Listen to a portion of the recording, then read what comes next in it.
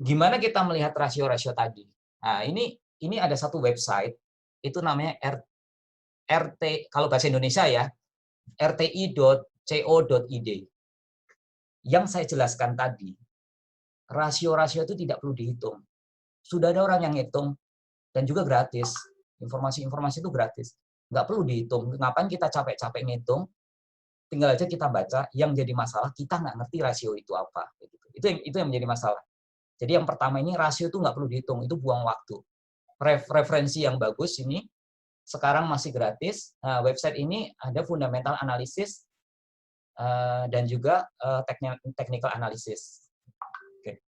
Oke, sekarang saya coba tunjukin website ini. Jadi saya udah buka nih website yang di sini nih, ya kan? Nah, misalnya saya mau ngecek, Unilever. Saya mau tahu laporan keuangannya. Saya tinggal klik di sini. Langsung dia berikan itu 5 tahun berturut-turut. Oke kan? Ini income statement nih. Jadi seperti saya sudah bilang, laporan keuangan itu ada 3 macam. Pertama balance sheet, kedua income statement, yang ketiga itu cash flow. Kayak gitu kan. Jadi ada 3 kayak gitu. Cuma saya nggak jelaskan di sini karena terlalu panjang nanti kalau dijelaskan. Net income itu ada di sini nih. Net income-nya di sini. Earning per share itu ada di sini. Jadi ngapain kita menghitung? Kita tinggal baca, gitu kan? Nah, lalu kita bicara, tadi saya bilang total equity. Total equity atau modal itu ada di mana? Itu ada di balance sheet. Ya kan? Total equity itu ada di sini. Ini total equity nih. Gitu kan? Jadi ngapain dibaca? Nah, lalu ada namanya return earning. Yang tadi saya sempat sebutin juga. Sudah tertulis di sini juga return earning. Nah, ini laporan keuangan. Oke.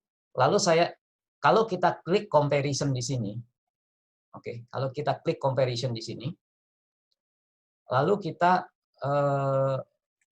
buka di sini nih. Nah, ini akan kebuka di layar ini kalau diklik comparison.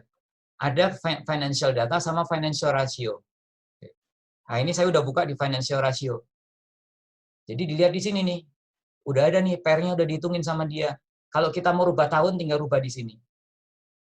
Kalau kita mau nambah atau modify saham, tinggal rubah-rubah di sini. Add, dia akan masuk ke sini kayak gitu. Nah, pair-nya udah dihitungin sama dia, ngapain kita ngitung lagi, gitu kan? Lalu price book value-nya udah dihitungin juga sama dia. Dividennya yang tadi udah jelasin, udah dihitung sama dia, gitu kan? Kita nggak perlu ngitung. Lalu yang lagi, DER-nya nih, total debt to equity. Bahkan dia lebih detail. Ada dibahas juga long term-nya debt equity. Jadi long term itu kalau orang fundamentalis mengklasifikasikan tuh long term itu yang biasanya di atas 3 tahun. Dia kategorikan long term. Kalau di bawah 3 tahun itu dia nyebutnya tuh short term. Nah, total ini merupakan gabungan dari macam-macam, short term, long term kayak gitu juga. Oke, jadi ada kayak ini kayak gini udah dihitungin sama dia kayak gitu kan. Oke. Nah, debt untuk perbankan ini berbeda. Kita tidak bisa menganalisa yang tadi, makanya saya bilang DER 1,5 itu pada umumnya masih aman, itu tidak berlaku di industri banking. Karena di industri banking tuh DER itu pasti besar karena dia mengambil simpanan dari simpanan tabungan, deposito dan lain-lain. Jadi analisa DER nggak bisa dipakai di banking, tetapi di banking itu analisa itu namanya NPL. Itu yang paling penting, itu adalah non-perform loan. Jadi itu yang lebih banyak dilihat untuk melihat ini perusahaan. Non-perform loan itu berapa persentase orang-orang yang nggak bayar pinjaman. Kita bisa katakan kayak gitu. Itu namanya non-perform loan. Jadi nggak bisa pakai DER. Lalu di sini ada juga return on equity. Jadi udah dihitung, nggak perlu dihitung. Nah, lalu saya balik juga kalau kita klik ke financial data, ini juga ada dibahas-bahas ini. Financial datanya juga bisa dibanding-bandingkan. Oke. Lalu saya mau lihat juga lihat di sini ada banyak macam-macam, nanti tinggal di klik-klik. Oke. Sekarang saya balik lagi ke presentasi. Oke.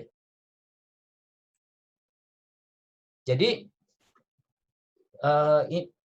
kita bisa memanfaatkan satu website ini.